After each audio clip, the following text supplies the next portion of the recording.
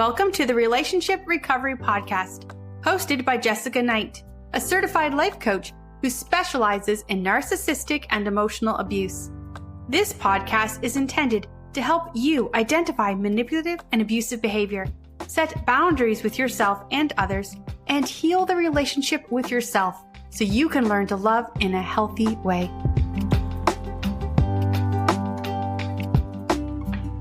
Hello, and thank you for being here today.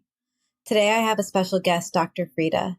She is going to speak with us about gaslighting, what gaslighting looks like, how it shows up in different areas of life, and what you can begin to do.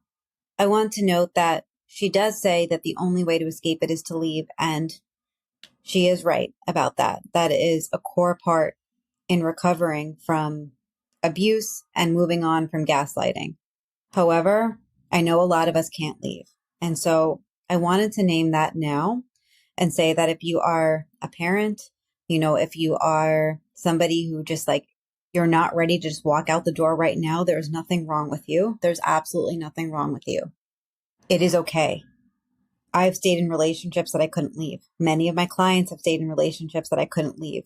We can talk about how you can leave and how you can prepare yourself to leave. And even if you need to stay for your kids or for whatever other reason that might be there, sometimes it's financial, sometimes there's a lot of other things going on, we can talk about ways in which to keep you safe. And now I know I'm really kind of going off course from this podcast, and it's not to discredit anything she said because she was absolutely wonderful. I don't want you to listen to this and feel like, here we go again, another resource that says I need to leave the relationship in order to survive. I get if you're not there. I understand. I'm with you. I hear you. I'm validating you. I'm telling you I was there too. And I'm telling you that there are other ways to approach it as well. The one thing that will help you in being away from it forever is leaving, right? And we all do know that. I'll step off my soapbox now and say Dr. Frieda is a psychologist. She's a psychoanalytic therapist. She's based in New Jersey. She is an author. She is very knowledgeable, and she is one of the trailblazers of this industry. She talks about where gaslighting originated. She's been doing this work for so long, so much time, like before gaslighting was even recognized, before the term was even used in the way that it's used today. And I really hope that it helps. I really hope this episode helps you understand a little bit more of your reality, what you are going through. And if you need support, I say this all the time, you can always feel free to reach out to me. My email is jessica@jessicaknightcoaching.com. It does take me a bit longer to respond to emails thoughtfully.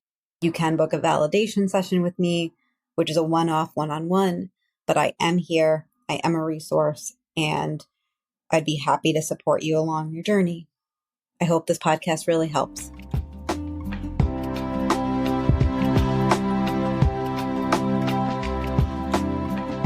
Hi, Dr. Frieda. Thank you so much for joining me today. Thank you so much for having me. Can you tell us a little bit about you and what you do? I am a research psychologist. I'm a psychoanalyst, a psychotherapist. I have a podcast, the Dr. DOCTOR Frieda Show, Frieda. My website is drfrieda.com, and I'm talking to you right now. That's good. Great. Yeah. That's a good thing. And today we're going to talk about identifying and breaking the toxic cycles of gaslighting. And I wanted to ask, what got you into this work or working in the domestic violence world? Because I've seen so much of it, and it's not only physical, it's emotional, it's social, financial, you name it, across the board. People are really in a situation where they're being controlled, and you may not see it or know about it, but it's just as damaging. So I've been working on this for more than 30 years. I find, hopefully, I'm an expert in the field of relationship, and I've continued to make myself known in these areas. Working in this field for 30 years must have been, it sounds like you were one of the trailblazers of bringing some of these concepts to light. Did you feel like a lot of people weren't receptive to what emotional abuse was or that verbal abuse was real? Like, do you feel like there has been a change in receptivity in the last, say, I don't know, I want to say like 10 years or so? Absolutely. I was very angry when I started out writing about this because I saw that people were not verbalizing what was going on with them. They were doing what they thought they were supposed to. And actually, I always had a stigma because I didn't do what I was supposed to. I did what I wanted, and I lost a lot of people along the way. But here I am talking to you, and what we're talking about is already something that's changed. We've changed it the way we look at relationships. We've changed it what's important to us and gender ID and the way men and women relate to each other. So all this is something that was not available at that time. And that's why gaslighting is something that's so important for everyone to know what to look out for. A lot of people are involved in situations in the beginning that they're not even aware of what to look for. And then they get comfortable and they look away and their lives just continue in that direction. Yeah, I know that that is definitely a key part of my story. It's also the key part of a lot of people's stories that I work with in one-on-one coaching. It's that it has become so normal that now leaving it feels so hard. And I actually had a client this morning who said, I'm just starting to realize and understand that I've actually been gaslit. And I've been working with her for a while. And I thought it was really interesting the way that she framed that of like, I'm just starting to realize that this is actually real. And I think it takes, for me, it always takes education, which is why I'm so glad we're doing this podcast. But also it takes like really, I think, understanding and like accepting like that, not that you did something wrong, but that you're in a toxic pattern and there's value in learning about it and getting out of it. Yes, that's true. And it's interesting because the word gaslight has not been really used that much. And people are asking me, what is that? What does that mean? So now it's in the media. Now it's being pushed in a direction for people to know that you have to be able to go ahead, as you said, and see it for what it is first in order to know how to change it. But what's interesting also that this started in a play in 1939, the word gaslit, because this one woman had a husband who wanted to steal her jewelry. What a great husband he was. Mm-hmm. And he took this gaslit lantern up to the attic with him to steal her jewelry. And after that, that word became popular. And then it lay dormant for a while, and now it's coming up again. Before we get to the definition, I'm curious, what do you think made the word come back to life in recent years? Like if it was from such an old movie and now is such a like a common word in our culture, why do you think that shifted? Well, a lot has shifted. We were talking about equality and the way people are treated. And it's not only about women being mistreated, it's about men as well. Women can gaslight men with their charm and try to get them to be interested in them, and really they have something else in mind as well. That's called gaslighting. What about at work? People who are fake and what to look for. Some of these people are the best salespeople as well. So we're beginning to identify more as we're changing our roles. Men are becoming more nurturing. Women are becoming more financially responsible. All that is changing. But within that change, we have to know what does stay the same. And respect for others needs to stay the same. Yeah. So how do you define gaslighting? So gaslighting is when someone tries to psychologically maneuver another person to feel less than themselves so they can control them. Does that sound familiar? Yeah. Yeah, it's very common, very common. And to go on, if you want me to go on Yeah. about that, you have to be able to see that you have to visualize yourself as someone who's strong. You have to visualize yourself as someone who's confident, because people who are the most targeted are the ones that are least confident. So they're easy targets. So it's not a coincidence that this happens to them time and time again. You know, I feel like if a client was listening to this, they might say, well, I'm not like, I don't feel confident. Like, I don't feel like I'm able to identify these patterns. And so I wonder if you can touch on a little bit as like how gaslighting can happen a bit across the board, that these people are able, or these personalities are able to put on, like they are able to put on a persona that is extremely charming and fake and false, but so we don't realize that in the beginning that it's not actually them, but it's like a mask that they're wearing. Well, first of all, people are complimented. If somebody's jealous of you, of people that talk to you, or don't want you to see your friends or your relatives, they feel as if this person really cares about me. This person is going to make sure that no one else does anything to me that's going to be harmful in any way. So they don't even see that happening to them. They're complimented by it. But these people, to answer your question, are narcissists. Yeah. They're very self-centered, and it's all about their ego. And their ego is usually very fragile. So they have to make sure that they're constantly being fed this emotional positivity. And it's tiring. It's tiring because they're going to call you on it. Did you say this to me? Or what happened just now? No, I didn't mean that. So you're constantly working on trying to show that other person that you're solid. Really, that other person has an agenda. It's not that this is a coincidence. And people think, oh, well, I'll show them. They'll understand. I'll make sure that they see it my way. They don't want to see it your way. They want to be able to get back at a lot of the trauma they had when they were young and they were children, what was given to them. Mm-hmm. Anger management, emotional, physical abuse. They're hurting.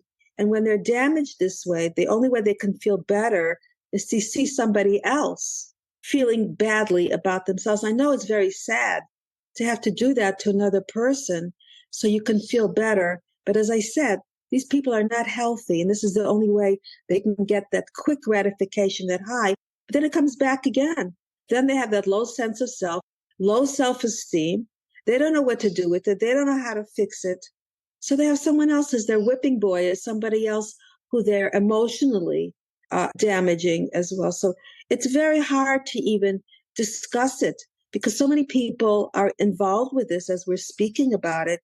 And so many people have friends that say to them, what happened to you? You're changing. Relatives, how come you never call? Because that person wants you exclusive to themselves. They don't want you to change in any way. They want to keep you as their puppet, so to speak. And also, people say you don't look that you're saying the same. You don't look so happy. You may not even realize that you're feeling these emotions, but they show. Is something wrong? Are you crying about something? Because you're constantly in the stress management phase of your life, that no matter where you are, you've done something wrong, that you need to prove something to that person, thinking, once I explain this to him or her, they'll understand. But it never goes to that place. So that keeps them in that, like, it sounds like it puts them right into that like cycle of abuse where all they're doing is trying to reconcile, but there's always tensions rising.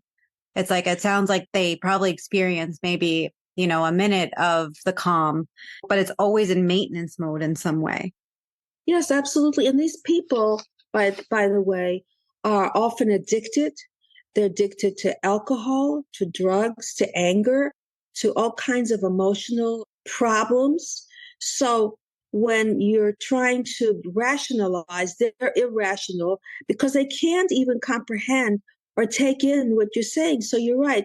You think it's a momentary situation. No, the momentary situation, when it's good, most of the time, it's really not good.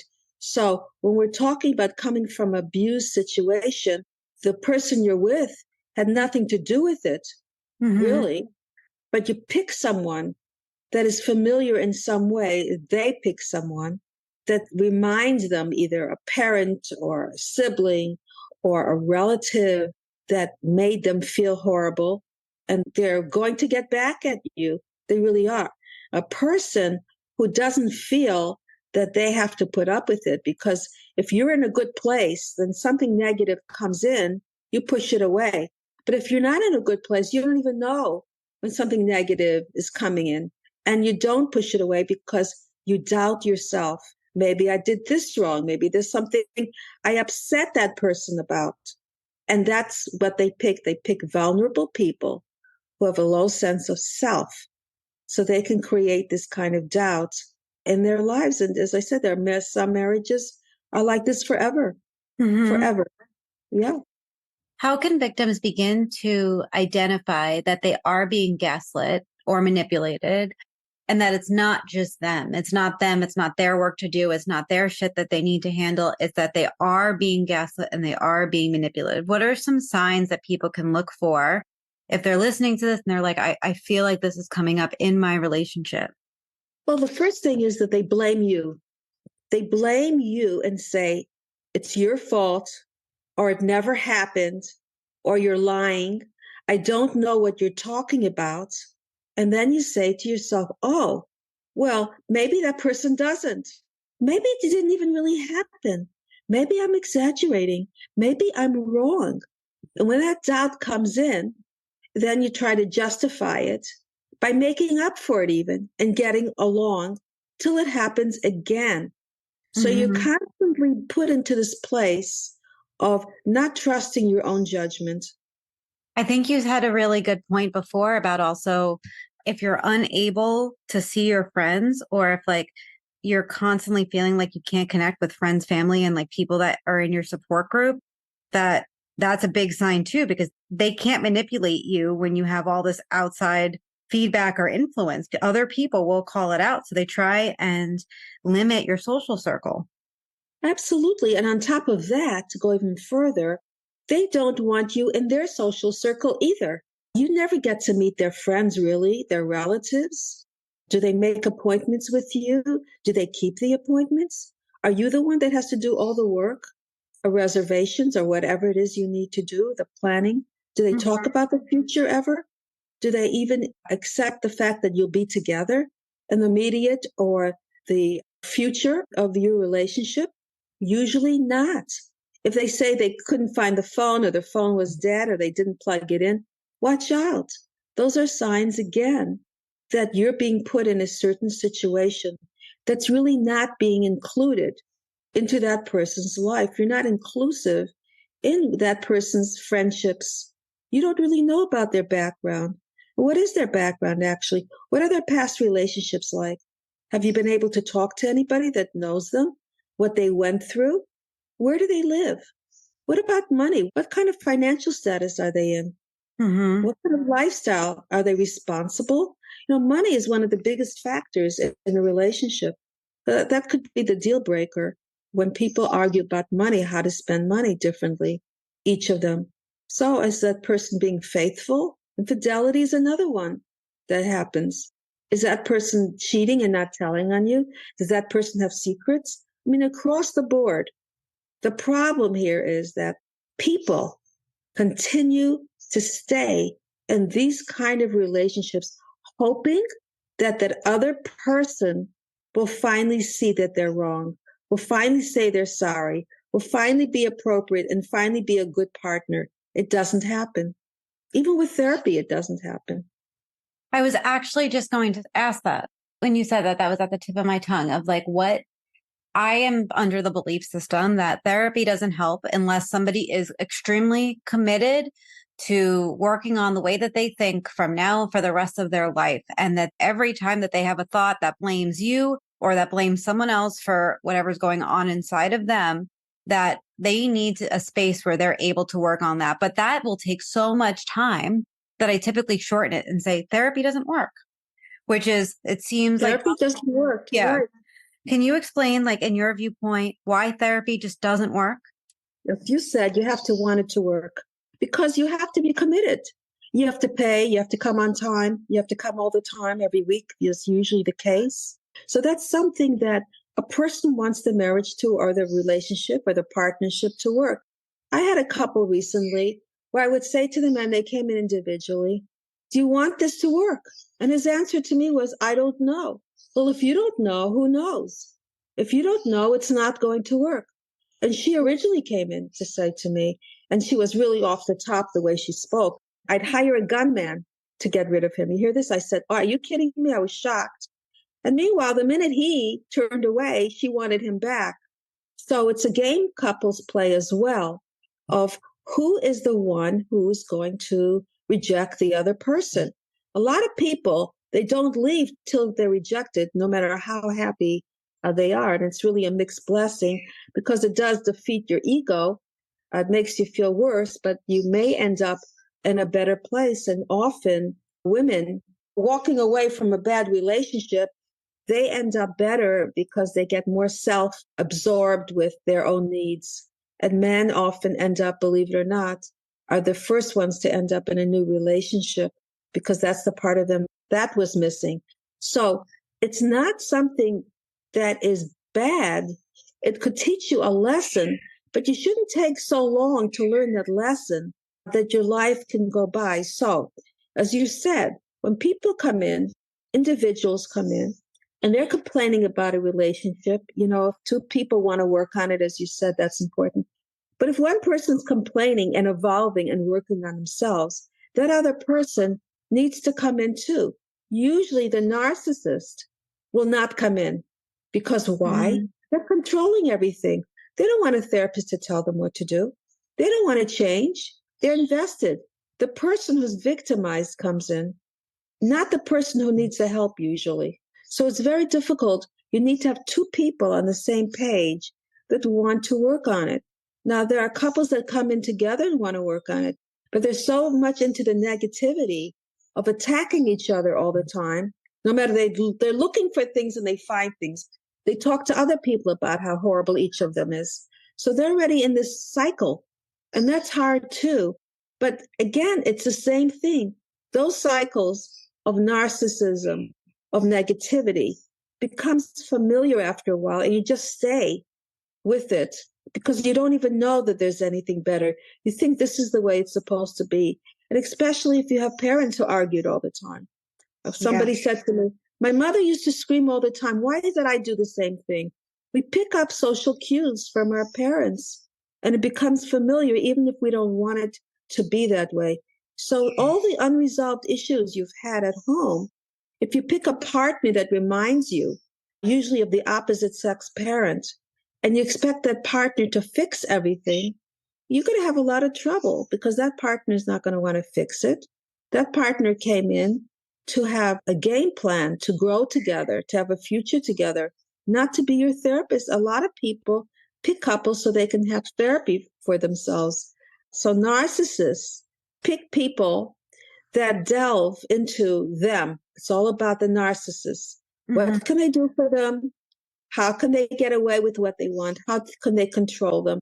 We're talking about control in every area, from where to go to a restaurant, to who to visit, to how to spend money. We're talking about vacations. We're talking about the quality of your life from the minute you wake up in the morning. What are you doing? Where are you going?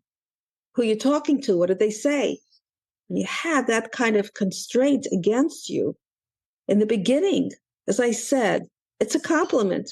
Mm-hmm. After a while, you lose the essence of who you are, and that's when it becomes dangerous. Does that come up? So when it's not as overt control as like where you go out to eat and what you're allowed to think, like, are you able to just like shine a little bit of a light on some of the more covert ways it can come up too? Like, it's like on the tip of my tongue, but it almost feels like when somebody is like blaming you for all of the issues in the relationship with like half accountability for where they are. But the fixation is usually all on you and all on what you're doing wrong. Is that gaslight? Or do you consider that gaslighting too? Yes, because it's setting it up. It's a setup. Mm-hmm. It's a preconceived attitude about where things are going to go. This is nothing spontaneous. This is something that's structured and set up. As I said in the beginning, it's psychological maneuvering to control another person. It's maneuvering. Yeah. It's psychological. It's not that somebody said something to you at the spur of the moment that was an insult. No, this is a continuation of an attitude that's being addressed. So everything within that attitude that's spoken about has the same kind of content and the same kind of outcome, which is, I know more than you. I know what to do. You have to listen to me. You don't have the answers. I do. After a while, if you're dependent on that person because they go in and out of this, so you have some good times, and you want to continue those good times, that's what you have to do to balance it off. And that's why some people have trouble leaving. Because as soon as that person sees that, okay, maybe I pushed the button too far, they take it all back, they become wonderful. So they're maneuvering the situation. Yeah. And like you said, the vulnerable person, that person is the one who's going to end up in therapy thinking they're doing all of these things wrong. And it takes a highly skilled person to be able to pull away some of these layers and to say, wait, this doesn't sound right. This doesn't sound right. The ones that come to me for therapy are the ones that are the victims. I see right away. Not the ones that really need to come in. They don't want to change. They're not looking to make it any different. There's nothing really to work with. So if you're married to someone who's gaslighting you, or if you have a partnership, even in a business relationship, the best thing to do is run as fast as you can. That's the best thing to do, really. Find somebody that's more like yourself. It's not that this is the only person in town. They're going to want to make you feel that way. They're going to try. They're very smart. They're very clever. They're going to try to pull you in, and they will pull you in. But remember, the other stuff is just around the corner. This is temporary. We hope it's permanent, but it's never permanent. When we're talking about a person that functions on a normal level, yes, when something goes wrong, it's temporary. You hope that they understand it. You hope that they finally figure it out and they're going to work on it with you. And sometimes that kind of relationship is better than ever. But those are not the people who really are out to have some kind of power and control over the other person. Yeah. What would be, other than finding a mental health professional that understands the cycle of abuse, understands abuse in narcissistic relationships, what are some other things that a victim of gaslighting can do to try and leave the relationship? The only thing they can do is leave. Yeah. That's the only, I hate to say. If someone, I wonder though, like, if someone's like, I don't know how to do that right now, or like, that feels terrifying, or I have kids, like, what do you think is like the step before leaving? I know what I think mine is, but I'm really curious to hear what you think. It's probably the same. I have a feeling it's the same. Talk to your friends. Get your friends to help you to leave. Even go ahead and crash in their place for a while or sleep on their couch so you can physically distance yourself from that individual. And as you do that, as you spend more time away, you'll be able to see yourself in a different situation. But yes, you can talk to your friends, talk to your relatives, talk to somebody that you're leaving, not talk to a therapist that you want to stay. That's different. We're not trying to work it out.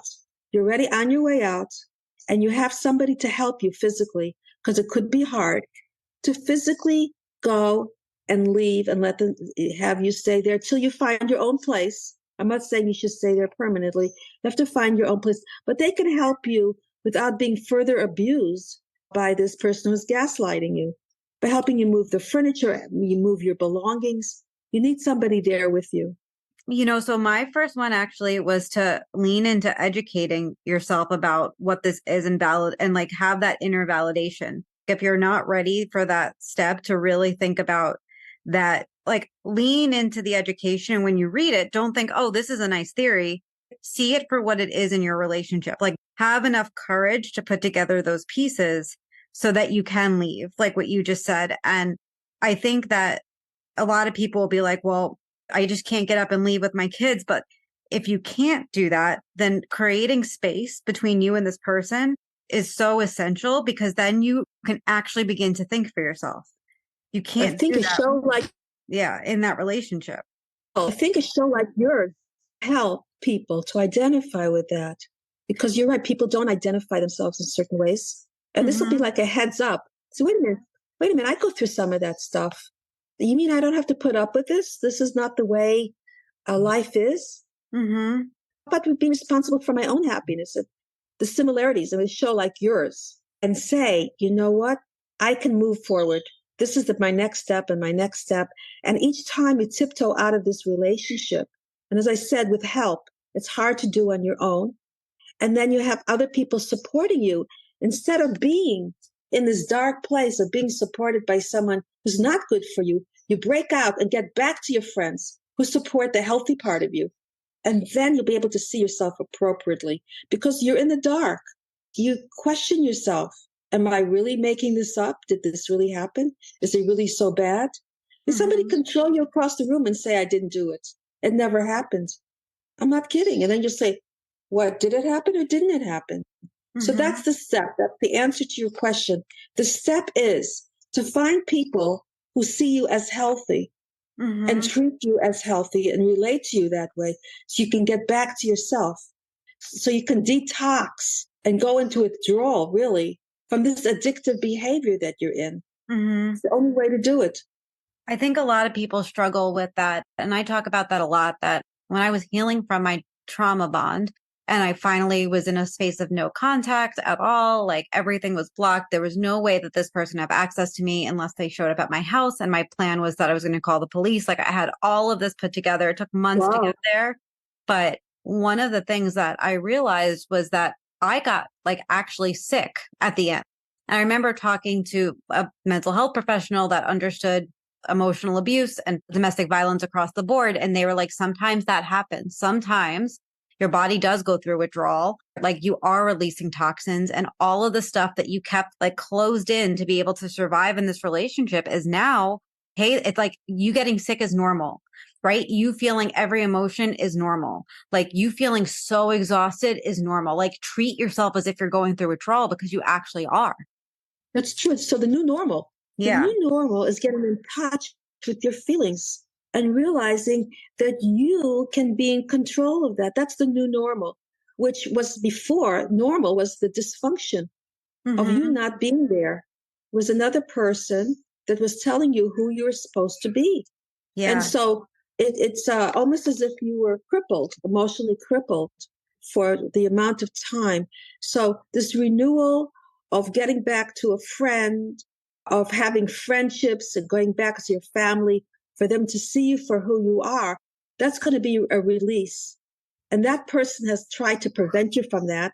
So you shouldn't feel that good about yourself. They don't want that. And that's the way you're going to get away, escape, and have somebody to support you. It's hard to do if somebody calls you all the time, if somebody tracks you down, if somebody threatens you. All that stuff can be very scary. But when you have somebody there that's more objective and they say, I have your back, and this is not who you are, and he can't or she can't get away with it, it's going to help you to keep moving away for. Yeah. I think a lot of people really struggle with, Can happen, yes.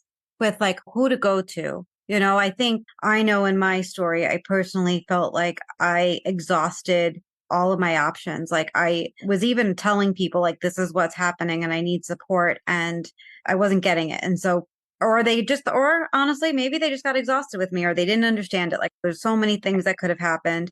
You know, they watched me try and fail a whole bunch of times, but I'm curious, like, do you know of outside support groups where places people can go if their friends are not able to provide the support that they need? The best kind of support, I've had many support groups, bereavement groups, many things. And right now I'm in bereavement myself. But the only way to get through it is to get on with life because life has to happen. And these emotional states will keep coming back. But the more you fill yourself up with the good stuff, the more the negative stuff will keep being pushed away. That's really the best thing you can do for yourself. Because if you're in a group, you keep repeating your dilemmas. Yeah. And you often stay stuck with that if you notice. And you just stay stuck with it over and over and over. The only way you can change is if you can go into a mode of living your life according to who you are and where you're going and stay there. And anything else that comes in your way that's negative, just push away and keep moving there. Because once you stay with that other stuff, that's what you become. It's the only answer. That's the only way. So groups and whatever, I'm sorry, I really don't recommend it. I've done it. And I switch quickly to different kinds of groups where people are talking about, not about being in bad relationships, not about mourning other people, not about being emotionally unhealthy, because Like gathers like, and then you all are together in this, and you all are victimized. A victim is never helped. A victim can never help themselves, because when you see yourself that way, you have a secondary gain. People will understand. People will feel sorry for you. No, it's not good. You're treated differently and you see yourself differently. And after a while, you don't function because you're making excuses. No excuses. Move in the direction of health, stay with health, and every time something unhealthy comes in, just push it away. That's the only way you're going to grow. And I think that requires, obviously it requires such courage. It also requires, I think, the ability to want to grow again. And I think that's actually like one of the beautiful parts of recovering from abuse is that you get to start fresh again. Like you don't have to go back to an old sense of being. You do get to work through so much of your trauma, of your own personal trauma, and ask yourself how you got there. And there's a new relationship with yourself on the other side that wasn't there before.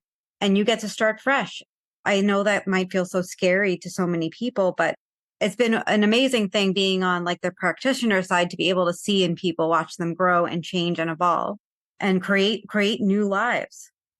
The one who victimizes has the most issues that need to be worked through. Why make them your own? You're the one that doesn't have to stay there. You can leave. That other person cannot leave where they are. They come from a pattern, a chain of different behaviors where they were either parented or had relationships that were dysfunctional to begin with. And therefore, when we're talking about fixing and healing, if you go back to the healthy place for yourself, you can move on. Those people often don't have healthy places to move on to. So really, instead of feeling upset or angry, the best thing you can really do is feel sorry for them because they're the ones that are trapped. You're the one that had to know about these people. Mm-hmm. You're the one that had to see them and their behavior and the way they responded to you. Mm-hmm. But it wasn't you. It wasn't you doing it. It was them. So it doesn't mean that you have to see yourself in any way that they wanted to see you. Why give in to that? You know, they say happiness is the best revenge. Go ahead. Don't give them so much prestige. Don't give them so much power by talking about it and thinking about it, because then it brings that into your life. Bring into your life good stuff. Diminish the bad stuff. And so you can grow and you can move on and only feel sorry for those people. Because hatred and anger, you put that inside yourself and it's not healthy. Yeah. Yeah. I'm sure a lot of people are going to listen to this and feel, one, very validated, but two, inspired to learn more from you and listen to you more. Where can people find you if they want to listen to your podcast or to connect with you? I believe that you practice in New Jersey. Please correct me if I'm wrong, but do you take clients from around the world, or is it inclusive to the state that you're in? No, everywhere, because today with pandemic, it's interesting. Less people are coming in. There's some people I talk to I haven't seen, so it's Zooming. Some people just want to be on the phone. It's international. It's really changed. And yet the problems are the same, which is interesting. It doesn't matter where you are. People are people. It's the same. Yeah, same stuff. Yeah. So anyway, to answer your question, I have that website. If people want to contact me, it's Dr. doctorfrieda@gmail.com.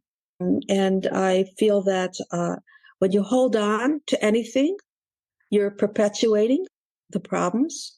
Yeah. When you hold on to new stuff, you're growing in a different direction. It's that simple. That's beautiful. Yeah. Well, I will put the links that I have for you in the show notes so that people can find you easily and they could just click a link and be brought to you. But I really, really appreciate you coming on today. And I'd love to have you back to further dive into some of the ins and outs of this topic at a later time. I would love that. Absolutely. Yeah. Thank you so much. Awesome. Thank you.